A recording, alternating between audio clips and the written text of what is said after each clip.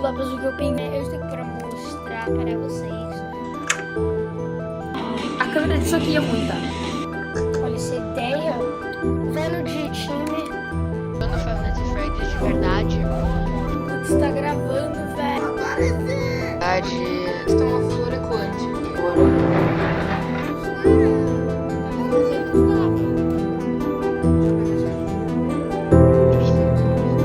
Console. And it's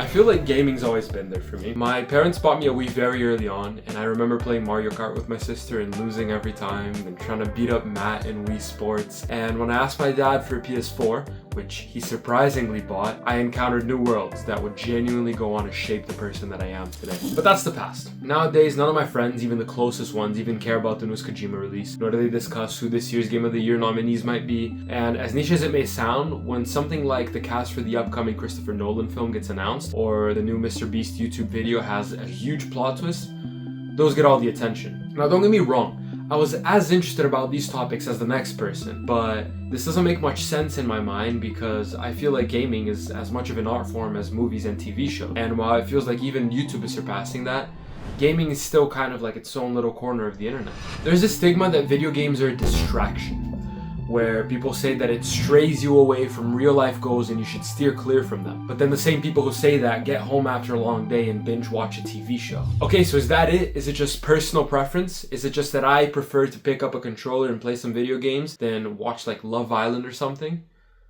I don't think so. As a kid who grew up in Brazil, it was honestly uncommon for me to do much with my friends outside our houses. And while sometimes we'd play at school or go to the mall with our parents, we were still lacking freedom, and gaming gave us that freedom. You see, since we had to stay inside, we resorted to playing video games because it was the only thing that let us run around, be free, and explore a world, even if it wasn't our own. Gaming let us be the kids that we were supposed to be. If I wasn't playing couch co-op with my friends, we were on a Skype call playing online. And sometimes those friends were actually people that I met online and had never seen in person. There's actually this one time when my dad scared away one of my online friends because he didn't want me trusting anybody online.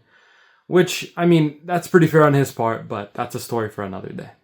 What I'm trying to say is, video games provide a way for people to connect that would most likely be lost otherwise. In a world with so many people with bad intentions and limited connection-making opportunities, gaming acts as a medium to find people with shared interests, people who think the same. It's no secret that gaming has created some of the most active communities online and even in person. The fact that Discord, a literal billion-dollar company, was developed purely for bringing gaming communities together without developing any games of their own and relied solely on gamers' desire to unite over something they love, is more than living proof of how powerful a social platform gaming is.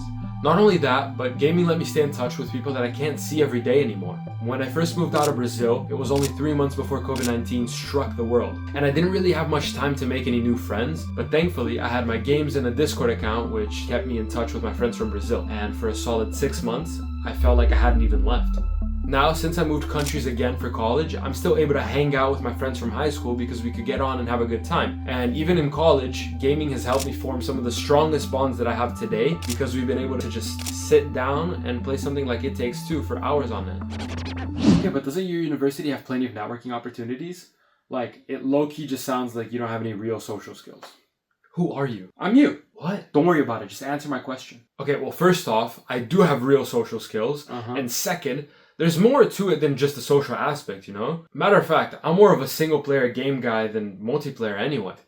I mean, take Minecraft for example, I could just sit and play for hours because there's no limit to what I can make. Video games are the most immersive entertainment medium, and that's because they place you right where the action happens. They provide an escape from reality that no film, song, or book can achieve. Anyone who's ever played a VR game knows exactly just how true this can get. I remember playing Half-Life Alyx for the first time, and it was actually my first Half-Life game. Then I started playing Half-Life 1, and now I can't wait to get through the rest of the series. But beyond the immersive nature of VR, normal flat-screen gaming still provides provides a very unique experience. The way they combine the audiovisual aspect of film with the ability to create immensely diverse and extraordinary worlds while giving you literal control over the characters lets you live a physically impossible life.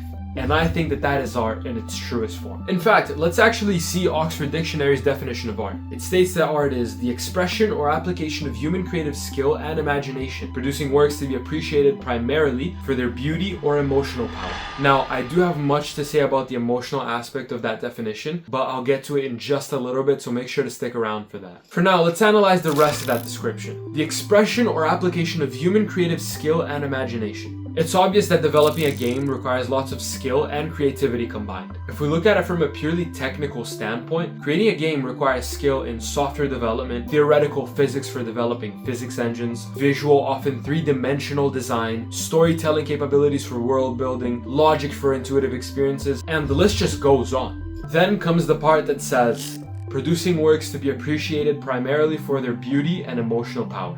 Again, game developers are very particular about the worlds they create, because if you're making something that the player is supposed to feel a part of, they must be engulfed in an immersive world.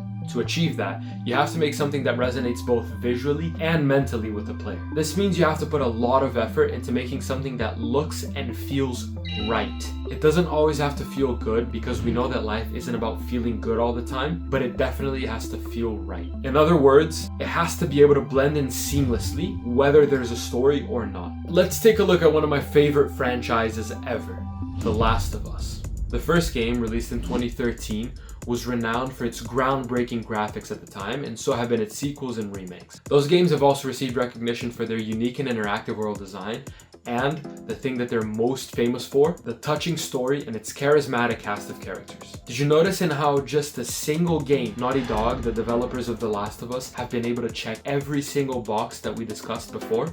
Now let's look at a completely different game, Minecraft. Unlike The Last of Us, Minecraft has no story, no specific order to do anything, no realistic graphics, and yet it's the best-selling game of all time. So how can it still achieve that same definition of art? Well, if you show anybody under the age of 40 this block from Minecraft, chances are they're going to be able to tell that it's a grass block, and they might even be able to pinpoint which game it comes from. Now, how can they do this if the block doesn't look anything like a real patch of grass? That's because the artists at Mojang have been able to create a style that's so good that it's become one of the most recognizable icons in the world, along with the Apple and the Coca-Cola logos.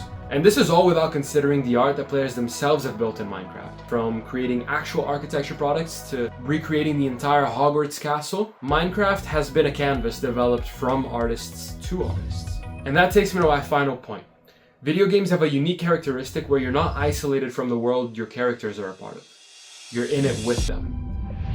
With gaming, you develop an intimate relationship with the story because, well, you have control. Whenever I watch a movie, I tend to feel like a spectator, and that's probably because it's all I can do.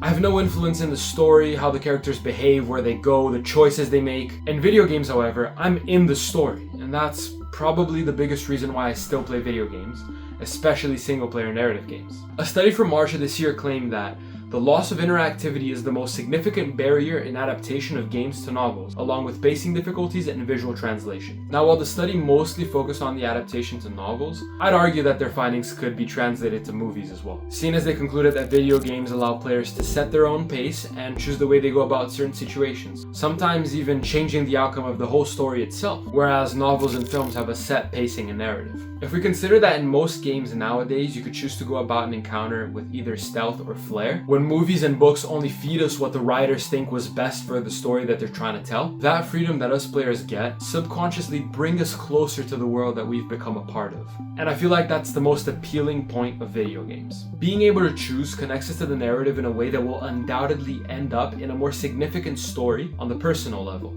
It essentially helps players relate more because the in-game events happen based on what we chose. So since we get control, we become proud of our own making. I've experienced this firsthand with several games, notably with the newest mainline Zelda games and Cyberpunk, where I love the art style, the mechanics, and to me most importantly the story, but I'm almost scared to start a new playthrough because of how attached I grew to my own first run. And in a game like Cyberpunk, where choosing a slightly different dialogue option could domino into a completely different ending for one or more of the plots that the game has, I don't know if I want to throw away the choices that I've made, even if they'll always be stored in a separate save file. So yeah, I do believe that games are a valid form of art. I do believe that they're better than anything we have today when it comes to communicating a message.